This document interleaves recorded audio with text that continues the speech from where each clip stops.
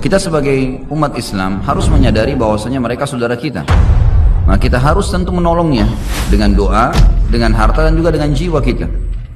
Dan juga kenapa kita harus membantu mereka? Pertama, karena Islam, mereka Muslim. Tidak mungkin orang Islam membiarkan saudaranya tersakiti. Nabi SAW mengatakan orang Muslim seperti satu jasad. Kalau satu luka, sedikit luka, maka akan membuat seluruh tubuh itu demam. Wajar kita memikirkan saudara kita di sana, dan kita tidak bisa menerima penjajahan itu. Alasan yang kedua, karena memang asli penduduk Palestina yang sedang dijajah sekarang, mereka orang asli penduduk suku Finiki dan suku Kanaan. Ini dua suku Arab yang asalnya ada memang di Palestina, penduduk aslinya. Jadi selain mereka Muslim mempertahankan karena agama mereka dicoreng, maka mereka juga penduduk asli. Orang-orang Yahudi yang datang itu tiba di Palestina pertama kali pada saat memang Musa alaihissalam keluar dari Mesir, selamat dari Fir'aun, lalu masuki Palestina. Itu pertama kali orang Yahudi menginjakkan kakinya di Palestina. Jadi sebelumnya sudah ada dua suku asli turunan Arab yang dulunya beragama Kristen. Pada saat suku Romawi atau kebangsaan Romawi berkuasa, setelah datang Umar bin Khattab di tahun 14 Hijri yang menguasai Palestina, maka pada saat itulah umat Islam menguasai wilayah itu, dan seluruh masyarakatnya masuk Islam kecuali sebagian kecil yang tetap beragama Nasrani.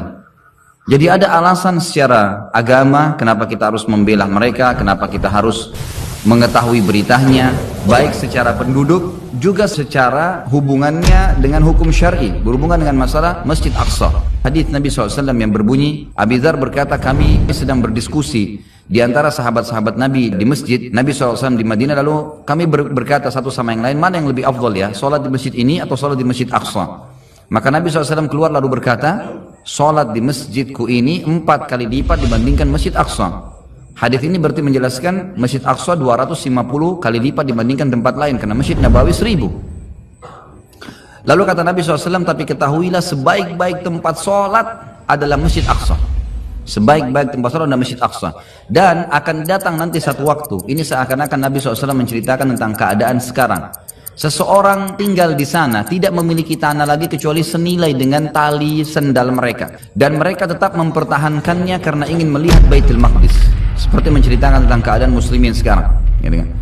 Lalu kata Nabi SAW, ketahuilah tanah sekecil itu pun di sekitar Baitul Maqdis, sekitar Masjid Aqsa, senilai itu pun tanah kita milikin di sana karena ingin melihat Baitul Maqdis, kata Nabi SAW, lebih baik daripada dunia dan seluruh isinya.